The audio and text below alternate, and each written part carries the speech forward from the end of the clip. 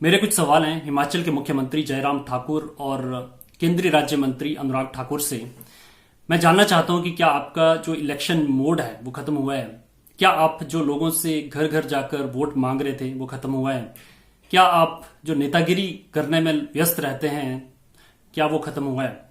और अगर ये सब हो गया है तो आप जरा हिमाचल की जनता के बारे में भी सोच लीजिए। क्या आपको पता है कि ऊना में एक बहुत बड़ी घटना हुई है? क्या आपको आइडिया है कि एक लड़की का कत्ल करके उसको वहां पर दफना दिया गया था? आप इलेक्शन के लिए जगह जगह जा रहे हो, आप हर जगह हर वार्ड में जा रहे हो, गली गली घूम रहे हो।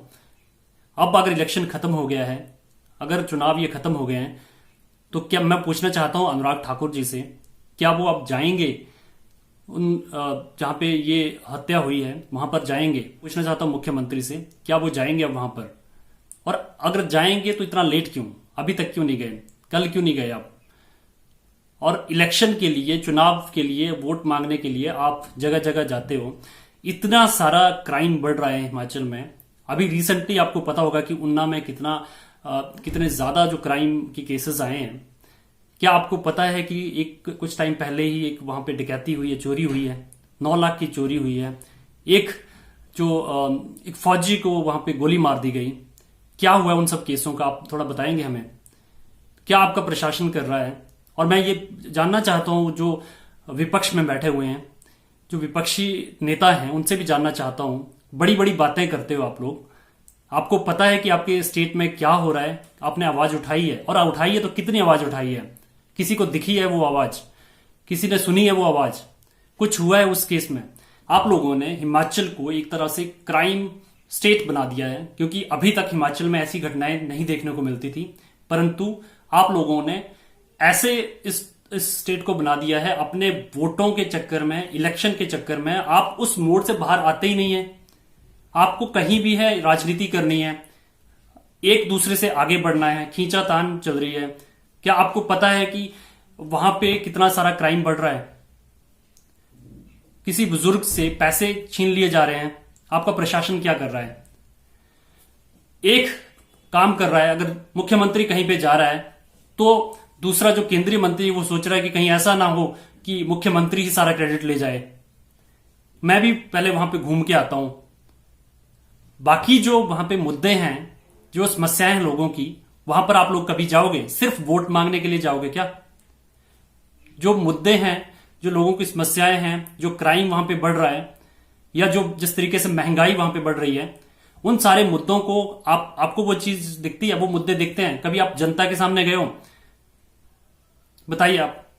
जनमंच एक कार्यक्रम है जिसमें कि आप बहुत बड़ी बड़ी बातें करते हो। अभी रिसेंटली मैंने सुना है मुख्यमंत्री जयराम ठाकुर जी बड़ी बड़ी बातें कर रहे हैं कि जनमंच में लोगों को हम माइक पकड़ा देते हैं और वहां पे समस्याओं का निपटारा करते हैं। जो नेता हैं जो वहां पे समस्याओं का निपटारा करने आते हैं, उनको पता ही नहीं करना क्या है। वो किसी की सुनना ही नहीं चाहते हैं। वो इतने एरोगेंट रहते हैं कि जनमंच का कोई मतलब ही नहीं है, किसी समस्या का समाधान नहीं होता है। और आपको चाहिए क्या? इलेक्शन चाहिए, आपको वोट चाहिए, घर घर जाना है और गली गली पे घूमना है अपने वोटों के लिए। परंतु जो समस्याएं हैं लोगों की, उसको नहीं देखना है। जो लोग वहां पे किस हालात से गुजर रहे हैं वो नहीं देखना है। बड़ी बड़ी बातें करते हैं। स्वास्थ्य का इतना बुरा हाल है हिमाचल में। अब आपको पता है कि चल क्या रहा है हिमाचल में? आपको पता है कि अगर आप जो मेन शहर से थोड़ा सा अगर 5 किलोमीटर अगर दूर चले जाओ तो वहां पे सिचुएशन क्या है? स्वास्थ्य सुविधाएं नहीं है वहां पे। इतना बुरा हाल हो रखा है हिमाचल का।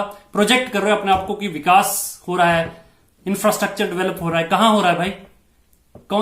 कहां पे हो रहा है? हमें बताइए जरा। हमें तो नहीं दिखता कहीं भी। इतना कर्जा आपने बढ़ा दिया हिमाचल पे, इतनी सारी चीजें आपने वहां पे लागू कर दी हैं।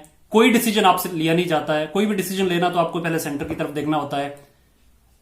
और ये मेरा सिर्फ आपसे नहीं है, ये सिर्फ मैं बीजेपी की या फिर इस सरकार से इसलिए क्वेश्चन कर रहा हूं क्योंकि सरकार बीजेपी की है। विपक्ष की जिम्मेदारी है कि आप वो मुद्दा क्यों नहीं उठाया आपने अभी तक? इतना बड़ा इश्यू कल हुआ वहां पे, लोगों ने पूरे थाने को, वहां पूरी जगह को घेर लिया था, पूरे मंदिर को, उस परिसर को घेर लिया था। वहां पे पत्थरबाजी हो गई। किसी का कोई बयान नहीं, कोई कुछ नहीं। विपक्ष ने थोड़ा सा बोल दिया कि हाँ ये ऐसा हो गया है।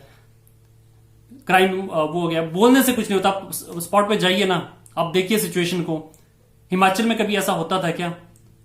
जितने भी क्राइम अभी तक हुए हैं, 9 लाख की जो एक तरह से लूट हुई, उसके बाद एक गोली मार दी गई, फौजी को गोली मार दी गई। अभी रिसेंटली हमने देखा 2,67,000 समथिंग की लूट हुई, सरेआम लूट हुई। आप बताइए क्या हुआ उन सब केसेस में? आप सिर्फ वोट पे लगे हुए, इलेक्शन पे लगे हुए हैं, बस चुनाव जीत जाएं किसी तरीके से, बाकी किसी चीज से कोई मतलब नहीं है। तो ऐसे नहीं चलेगा।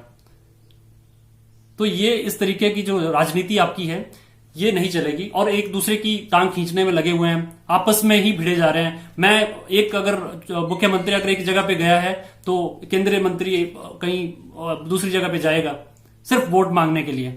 एक और बात मैं रखना चाहता हूं यहां पे, मुख्यमंत्री हर किसी को जो कोरोना की गाइडलाइंस है उनको फॉलो करने की बात करते हैं, परंतु उनके जितने भी फोटो, जितने भी पिक्चर्स रहते हैं, वो अकेले ऐसे मुख्यमंत्री होते हैं जो कि मास्क तक नहीं पहनते हैं।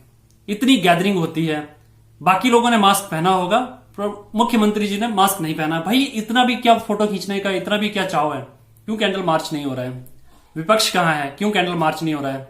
क्यों वहां पे घेराव नहीं किया जा रहा है शिमला में जाकर? क्योंकि आप लोगों का भी एक केस वहां पे जिसमें प्रॉब्लम आई थी, इसलिए आप भी ये केस भी नहीं उठाना चाहते, ताकि कहीं ऐसा ना हो कि पुराने केस में फंस जाएं।